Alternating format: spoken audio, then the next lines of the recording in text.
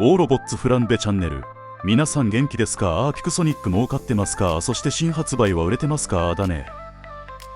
フランベはしばらく小遣い使いたくないなモードに入ってるから買いませんがね。買う価値ある新発売ならすぐに飛びつこうと思っちゃいるのだが、買いたい新発売ないね。戦闘力は高すぎるし、しばらく経てば手つくずになるしね。小遣いを支給する管理者からもうねえな、でこんなに手つくず買ってんのを iPad のアプリの中は手つくずで埋もれてるでしょって怒られたんだね。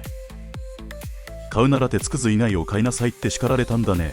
なので新発売は手つくずとなった後に手つくず購入申請し、ファミリー CFO の決済を得て買おうかと思ってます。手つくず以外には具体的に前作のワスプのようにホーネットとか2体目のレイバンやレイブンカーな、これを購入しようかと検討中なのだが、まあこれはこれで欲しいと思ってて購入するのだがね。とはいえやはり新発売もできるものなら手に入れたい、これも本音のところ。しかしあまりにもぶっ飛びすぎている戦闘力や火力、こんなもの使って勝ちを取れてもね。まあ実力ではないと思うし、手つくづかされた後は悲しい意味あふれるフランベとなるだろうしね。ならば買いたくない、手に入れても使わない、そんな選択肢となるんだね。もちろん勝手な話ではあるのだが、けれどもぶっ飛んだ新発売じゃなきゃ売れない、ほどほどの戦闘力と火力じゃ売れない。まあこれも事実だろう。もしそうならばぶっ飛んだ新発売を作り出しているのはプレイヤーサイド、そうしよう。つまりイヤーダックスだってサムジョクだって本当はもっと抑制したスペックで売りたいんですがね、株主がいや設備投資開発費のためには売り上げを維持しなきゃならないんですということになるだろう。説明としてそこでだ。まあ売り上げを維持または着実に伸ばす方法を第一に考えているのだろうから、どんな方法でも受け入れてくれるだろう。儲かります精鋭旦那で、何でもありっぽいしね。前置き長くなってごめん。提案はこれだ。同一機種で異なる特性を持たせるのだ。おやフランベ、これって以前のコンドルと同じことじゃねって言うよね。違うよ。いや少し違うよ。いや発想としてはパクりましたが、その後の仕組みはフランベがひねり出しました。もしかして完全パクリかもしてませんが、もういいや。まずはピクソニック側の事情を考えようか。新発売の開発にはざっくりデザインから最終的に画像と動作のプログラムまであるだろう。そこでこの2つのロボットは全く同じ開発過程となる。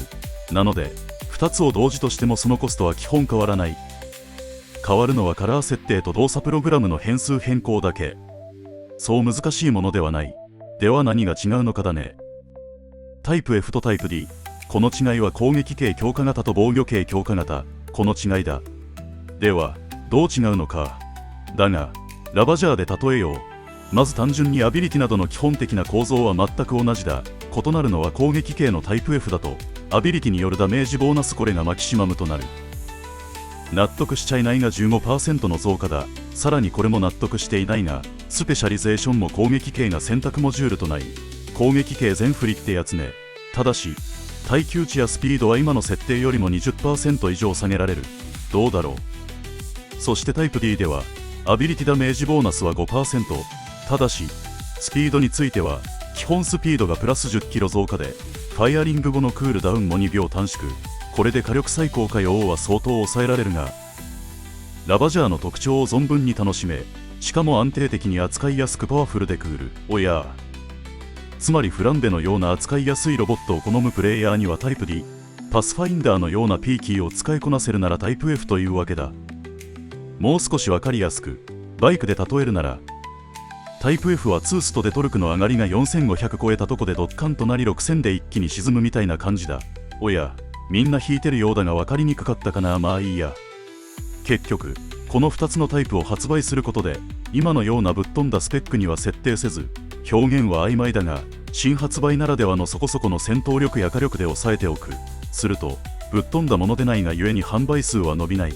しかし異なる特性数値によっていずれ買おうと選択肢が増えることで購入するプレイヤーの絶対数は伸びるはずだ。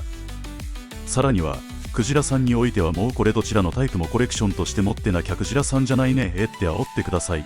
すると両方買います。で結果としてはぶっ飛んだ新発売と変わらない販売数、売り上げは確保できるはずだ。さらに両方の販売数を伸ばす売り方ってのもあるよね。ということで、プレイヤーサイドとしては、同じロボットでも異なる数値特性を選べ、好みのロボットを購入できるわ。ぶっ飛んでないから、鉄くずにはならないわ。新発売だから少し戦闘力高いわ。